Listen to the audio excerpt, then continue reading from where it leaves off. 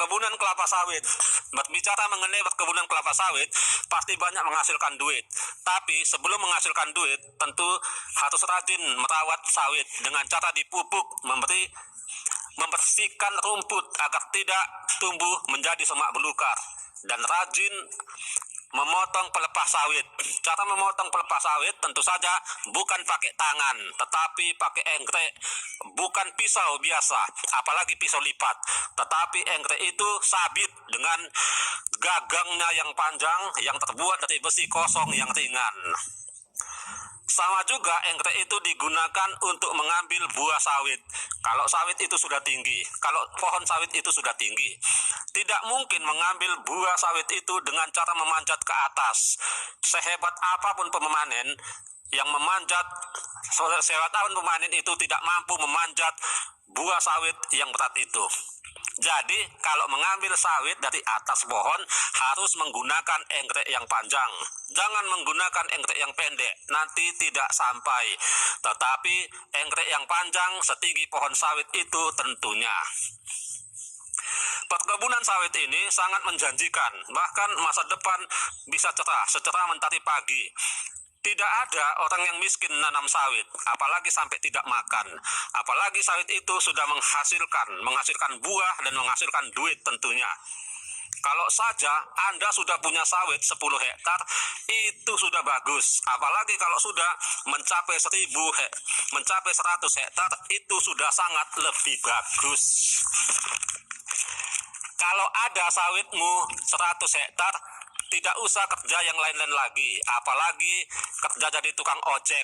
Tapi kalau mau jadi tukang ojek, suka hatimu lah, nggak dipaksa. Itu hakmu. Sawit 100 hektar dengan panen setiap 2 minggu sekali, mungkin setiap panen bisa mencapai lebih dari 25 ton. Harga sawit 2.000. 2.000 kali 25 ton sama dengan 50 juta. 1 ton 1.000 kilo. 2 minggu menghasilkan 50 juta, itu lumayan. Itu pun mungkin bisa setiap 2 minggu sekali menghasilkan 30 ton bahkan lebih. Kalau kamu punya sawit 100 hektar, tapi kalau bisa cari anggota untuk dipekerjakan. Minimal 10 orang, tapi kamu harus menggajinya. Jangan pula tidak kamu gaji. Kalau kamu gaji 2 juta per bulan, dia mungkin mau. Apalagi kalau kamu menggaji dia 20 juta, jelas dia mau. Tapi maukah kamu menggaji setiap pekerja 20 juta per bulan? Saya rasa mungkin tidak mau. Kalau kamu tidak mau, kerjakan sajalah sendiri, agar tidak rugi untuk menggaji orang lain. Kamulah sebagai pekerja tunggal. Kamu yang memanen, kamu yang memupuk, mendodos, membersihkan rumput, dan mengerjakan yang lain-lainnya. Perkebunan sawit tentunya di daerah yang sunyi, yang tanahnya sangat luas. Perkebunan sawit ini meliputi PTPN milik negara, PT milik swasta, dan ada juga milik pribadi. PT perkebunan sawit swasta banyak yang sukses, yang bisa menghasilkan duit satu hari miliaran, yang jumlah sawitnya mencapai ribuan bahkan puluhan ribu hektar. Kalau sudah mencapai perkebunan sawit sudah sebanyak puluhan ribu hektar, karyawannya tentu saja mencapai ribuan orang. Nggak mungkin 100 orang, apalagi 10 orang. Banyak pengusaha di Indonesia yang kaya dan sukses dalam bidang perkebunan sawit. Tapi tidak usah kita sebut namanya, nanti dia bangga.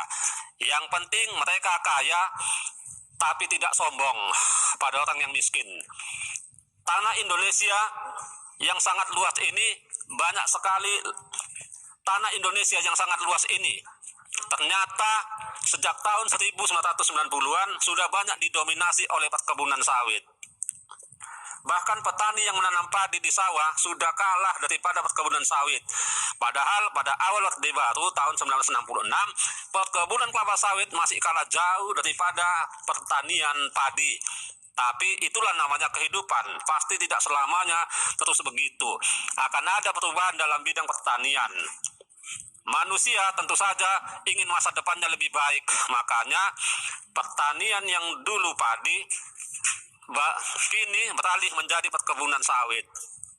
Bukan hanya perkebunan sawit saja yang banyak, tetapi perkebunan karet, kopi, coklat ikut-ikutan mendominasi.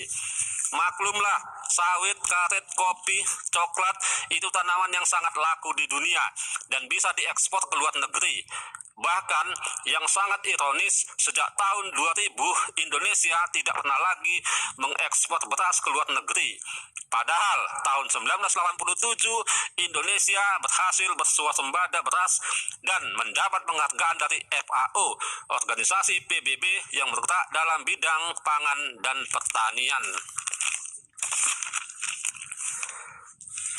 Cara menanam sawit tentu saja bukan langsung biji sawit itu yang ditanam, tapi harus dibibitkan dulu di polybed.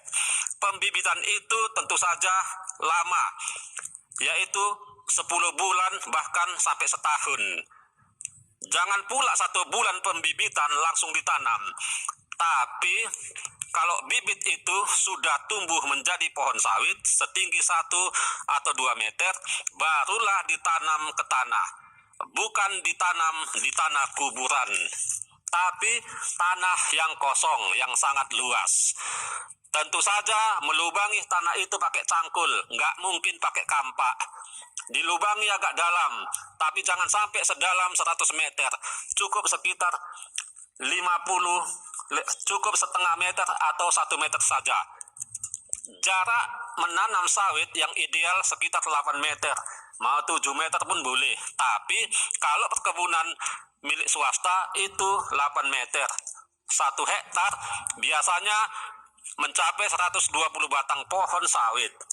Jadi kalau ada lahan 10 hektar bisa mencapai 1.200 batang pohon sawit. Mulai pembibitan apalagi sampai penanaman tentu mengeluarkan duit yang banyak karena perawatan dan lain sebagainya. Berkorbanlah dulu, kalau sudah panen pasti menghasilkan. Kalau rajin perawatannya 4 atau 5 tahun saja sawit itu sudah berbuah pasir. Dan kalau sudah menghasilkan buah tentu saja bisa dipanen. Kalau sudah menghasilkan buah itu bisa mencapai 25 tahun bahkan lebih.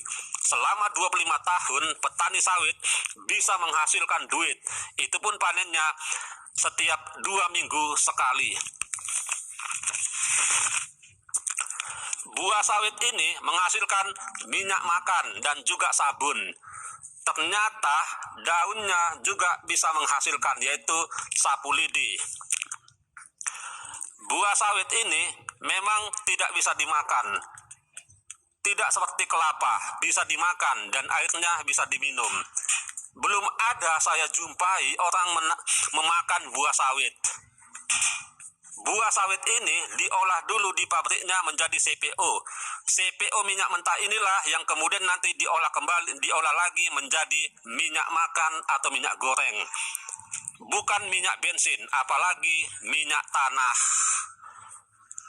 Minyak goreng ini sangat bermanfaat untuk manusia. Semoga perkebunan sawit milik pribadi, milik negara, dan milik swasta semakin maju dan menghasilkan duit. Menghasilkan duit sebanyak-banyaknya. Karena banyak sawit, tentu saja banyak duit.